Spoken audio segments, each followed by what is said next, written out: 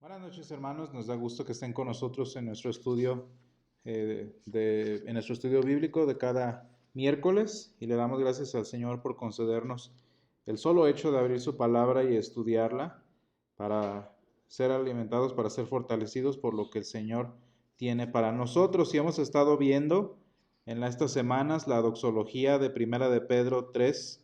Primera de Pedro 1 del 3 al 9, y voy a leerla en el nombre del Señor para poder comenzar nuestro estudio de hoy. Dice la palabra: bendito el Dios y Padre de nuestro Señor Jesucristo, que según su grande misericordia nos hizo renacer para una esperanza viva por la resurrección de Jesucristo de los muertos, para una herencia incorruptible, incontaminada e inmarcesible, reservada en los cielos para vosotros, que sois guardados por el poder de Dios mediante la fe, para alcanzar la salvación que está preparada para ser manifestada en el tiempo postrero, en lo cual vosotros os alegráis, aunque ahora por un poco de tiempo, si es necesario, tengáis que ser afligidos en diversas pruebas, para que sometida a prueba vuestra fe, mucho más preciosa que el oro, el cual aunque perecedero se prueba con fuego, sea hallada en alabanza, gloria y honra cuando sea manifestado Jesucristo, a quien amáis sin haberle visto, en quien creyendo, aunque ahora no lo veáis, os alegráis con gozo inefable y glorioso, obteniendo el fin de vuestra fe, que es la salvación de vuestras almas. Amén. Y bueno, hace 8 días estábamos estudiando precisamente esta primera línea del versículo 6 que dice: en lo cual vosotros os alegráis. Y bueno, este versículo inicia a partir de lo que acaba de decir en el anterior, que habla precisamente de que somos guardados por el poder de Dios para alcanzar la salvación que ya está preparada. Y decíamos que, bueno, esta salvación ya está completa. El perdón de pecados, la vida eterna, todas estas cosas que el Señor vino a hacer por nosotros, ya está lista. Tan lista está que simplemente está preparada para manifestarse. Y dice entonces: en lo cual vosotros os alegráis. Y es que un aspecto importante que decíamos hace 8 días es que la certeza trae gozo. Solo la certeza trae gozo. No puede haber alegría si no hay certeza. Vaya, ni siquiera la felicidad funciona, ni siquiera la felicidad se logra si no hay certeza. Y por eso ustedes se fijan muchas veces, la felicidad que se busca se obtiene a través de, por ejemplo, la certeza económica, la certeza familiar, la certeza de salud, por ejemplo. Y este tipo de certezas humanas, certezas inferiores, son las que dan en este caso la felicidad. Y bueno, de alguna manera parecida, pero obviamente en términos de nuestra salvación, vemos que también la certeza de ser salvos, la certeza de la vida eterna, también trae gozo. Fíjense que cuando nosotros vemos a las personas que no conocen al Señor, podrán carecer de muchas cosas o podrán tener muchas más cosas que nosotros tenemos, y sin embargo siempre les va a faltar el gozo. Son felices los que, vamos a decirlo así, los que son afortunados de tener certeza económica, de salud, edad. Por el momento son felices. Pero un distintivo de la persona que no conoce al Señor y que pues obviamente en consecuencia no tiene la certeza de salvación es que no tienen gozo. No hay gozo. Y si lo queremos ver desde el otro lado, ¿cómo identificamos una persona que no tiene gozo? Bueno, pues una persona que vive en amargura. Y lo más increíble es que la amargura puede darse a pesar de la felicidad, a pesar de la tranquilidad. Y esto es algo muy triste porque aunque la gente busque ser feliz, aunque la gente se diga que es feliz y que tienen todo en la vida, la realidad es que siempre estará presente ese elemento tan difícil que es la amargura.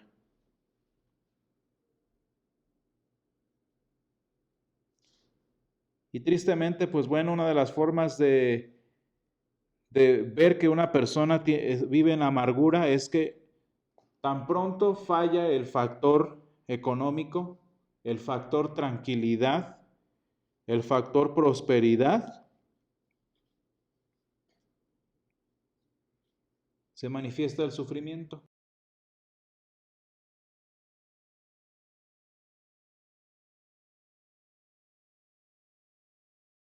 Y entonces vemos cómo precisamente, pues esta no es una buena forma de vivir. Y lo más triste es que cuando, por ejemplo, por circunstancias de la vida se va el dinero, se va la fuerza, se va la salud, se va la edad incluso, queda lo que la persona es. Una persona en amargura. Y me parece bastante interesante cómo Santiago, de hecho, pues es el libro anterior.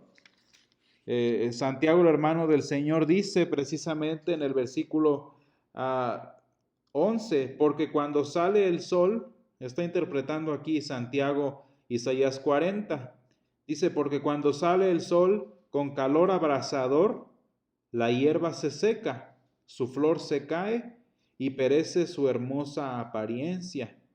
Así también se marchitará el rico en todas sus empresas. Y esta es tristemente la condición de la persona que no tiene gozo, la condición de la persona que no sabe qué esperar y que no tiene precisamente ninguna certeza espiritual de dónde partir. Porque no hay certeza. Y entonces al hablar de esto, nosotros, la contraparte de la amargura, la contraparte de la, digamos incluso de la felicidad es el gozo.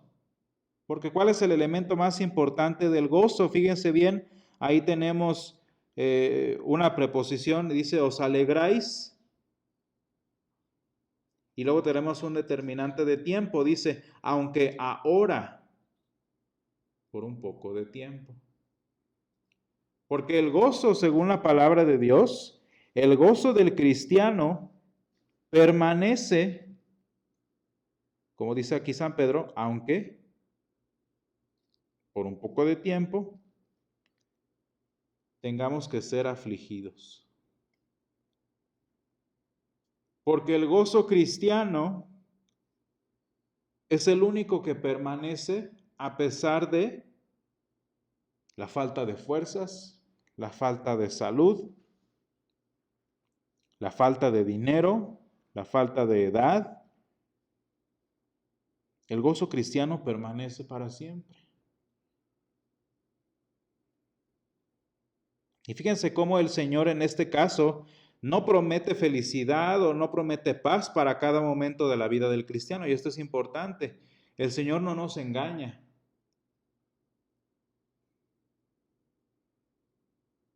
¿Por qué el Señor no promete gozo, no promete felicidad, no promete alegría humana? Pues porque esta tan pronto viene el dolor, las aflicciones, etcétera, etcétera, pues termina por desaparecer. Muy a propósito podríamos pensar en las palabras de un papá cuando dice, ¿y luego qué pasó? Porque cuando las circunstancias de la vida cambian, si no había nada sosteniendo el gozo cristiano, sino solamente la felicidad, la tranquilidad, la estabilidad, en el momento en el que desaparecen estas cosas, viene precisamente la amargura.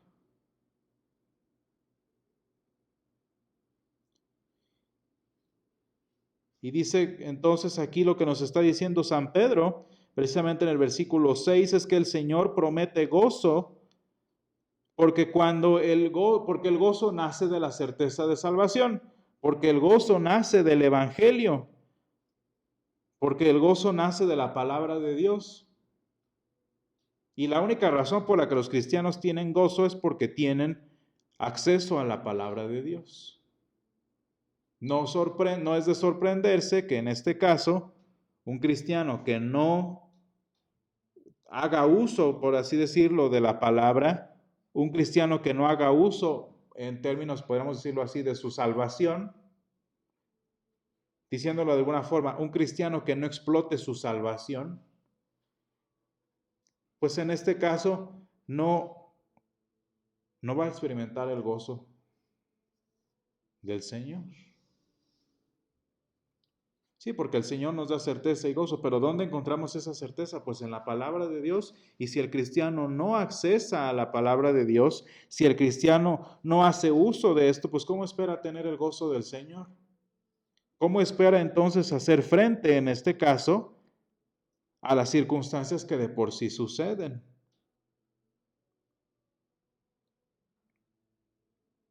Muy importante esto.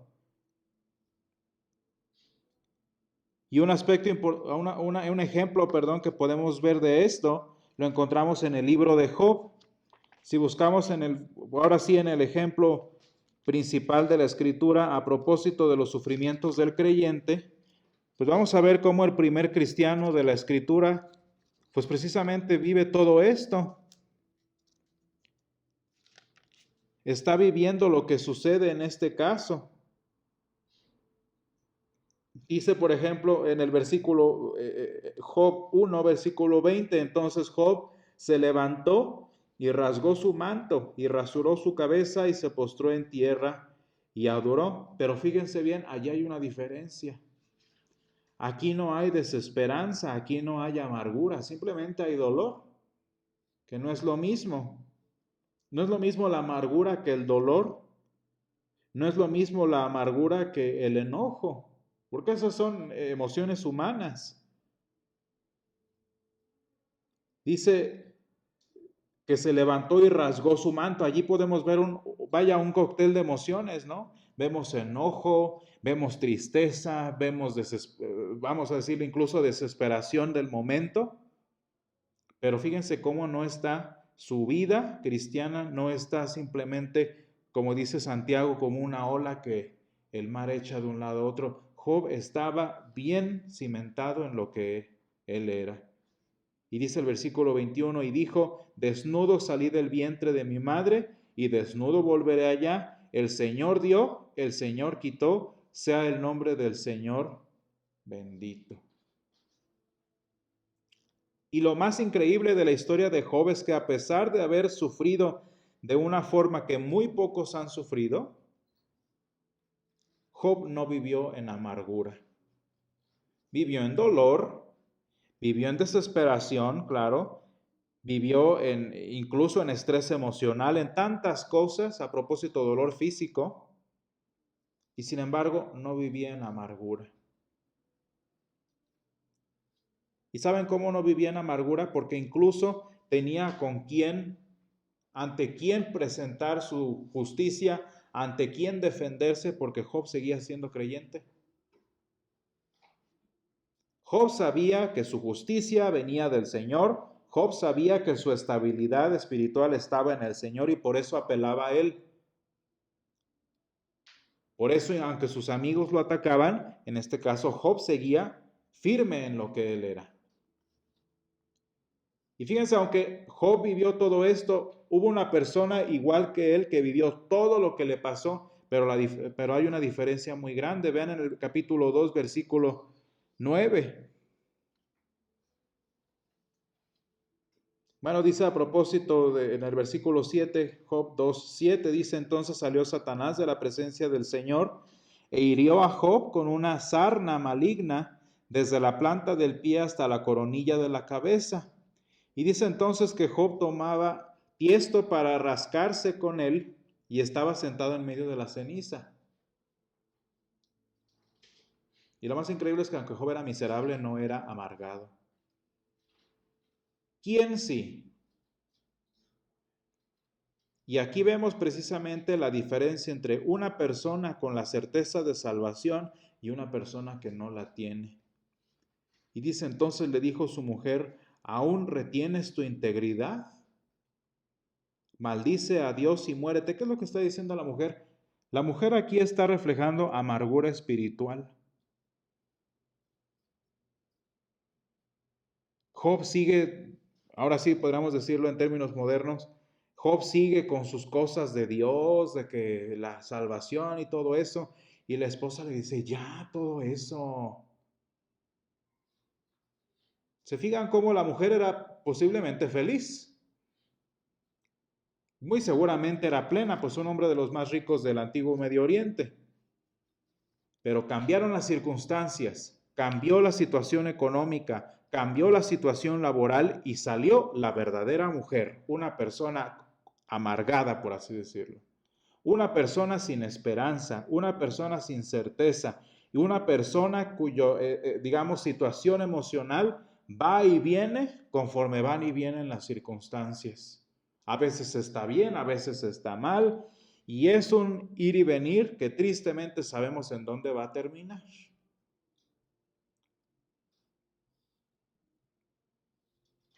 Una situación muy difícil que todavía le añade a la situación que estaba viviendo Job.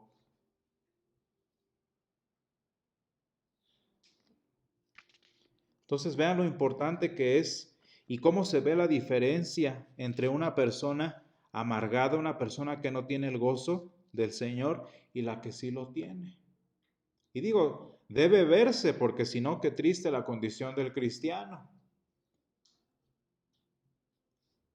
Qué triste la condición de un cristiano que pues precisamente va y viene igual que una persona que no tiene certeza de nada.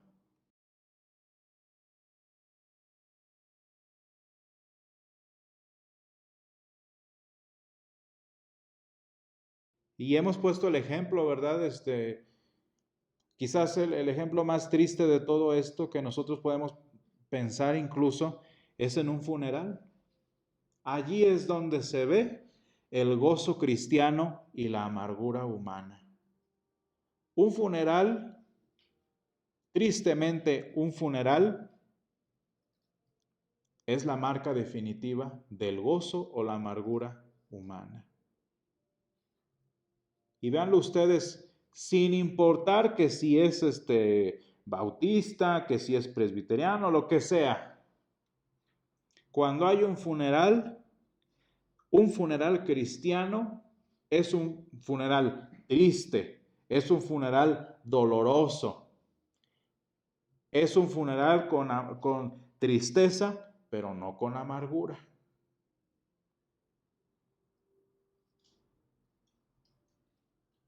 ¿Por qué? Pues porque precisamente cuando te quedas sin nada, imagínense, la muerte para nosotros significa que no hay nada más que la muerte segura en la vida. Y la muerte realmente nos abofetea en la cara y nos dice, mira, esto es todo lo que tienes y es nada. ¿Se fijan? Un muerto no tiene nada, ni siquiera vida. Y eso es lo que somos, nada. Y sin embargo, fíjense lo importante del gozo, porque el gozo permanece incluso a pesar de la muerte. Y de hecho el gozo, pues incluso se fortalece, el gozo incluso crece a pesar de la muerte. Y esta es una cosa impresionante del gozo del Señor, porque mientras más es el sufrimiento, mientras más es la aflicción, mayor es el gozo del Señor. Y ustedes pueden ver un funeral cristiano debe ser y muy común es que sea un funeral de gozo. Muy distinto tristemente a un funeral donde no había fe. Un funeral, ya sea de una persona sin certeza de salvación o un funeral con familia que no tenía la certeza de salvación. Y véanlos ustedes, o sea, vaya, hasta se refleja en lo externo. Gritos desesperados, desmayos, vaya, hasta, ¿cómo se llaman? Hiperventilación, crisis emocionales, crisis psicológicas. Allí es donde se ve la verdadera condición de la persona. Y es muy triste y yo he conocido, vaya, ni siquiera he vivido tanto y he conocido muchas personas que uno los ve felices, realizados, completos y en el funeral, ¿dónde quedó el gran? ¿Dónde quedó el poderoso? ¿Dónde quedó el rey de los antros? Eso es la realidad de la persona.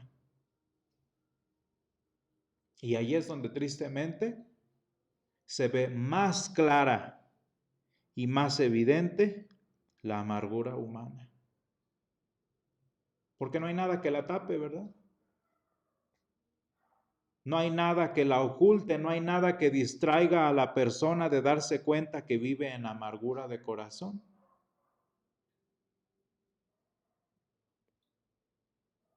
Y fíjense cómo Santiago incluso dice en Santiago 1:2, vean cómo Santiago interpreta en la vida del cristiano, interpreta todas estas cosas. Dice, hermanos míos, tened por sumo gozo cuando os halléis en diversas pruebas. Por alguna razón, alguien, quién sabe quién, le dijo a Santiago que las pruebas, que las aflicciones son una oportunidad para el gozo.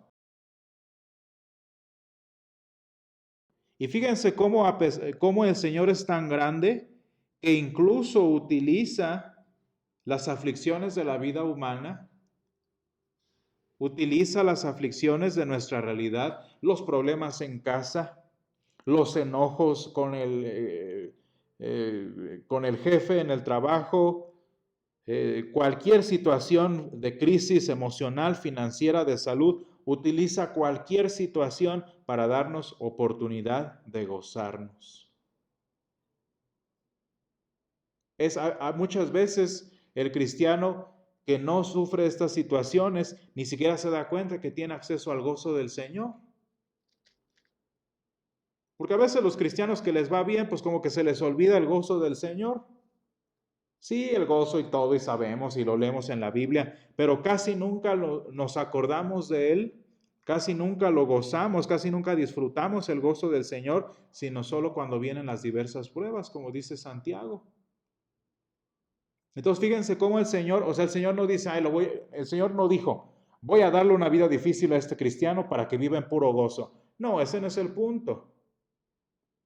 El Señor no dice, bueno, voy a arruinarle su trabajo a esta persona para que pueda experimentar el gozo. No, ese no es el punto. El punto es que dadas las circunstancias, dado el carácter de la familia, dado el carácter de los jefes, dado las crisis económicas, dadas las circunstancias de salud, el Señor dice, bueno, vamos a utilizarlas para el gozo cristiano. Fíjense cómo el Señor no es igual que nuestro engaño, que nuestra falsa felicidad. ¿Por qué creen que la gente toma tanto? ¿Por qué creen que la gente se droga? ¿Por qué creen que la gente tiene tanto despilfarre sexual y tantas cosas? Pues porque eso les ayuda a engañarse, eso les ayuda a ocultar el gozo, eso los ayuda, digamos, como diríamos, como a enajenarse de la realidad de su vida. ¿Sí? Hasta dice el dicho, ¿no? Pues si no puedo resolver mis problemas, pues me los bebo, ¿no? Y dice, y si bien el alcohol en este caso no resuelve mis problemas, hace que se me olviden. Eso es exactamente. Y ahorita digo alcohol, estoy hablando también de, por ejemplo, dinero, hasta el propio trabajo. ¿Cuánta gente se mete al trabajo para no pensar en nada más?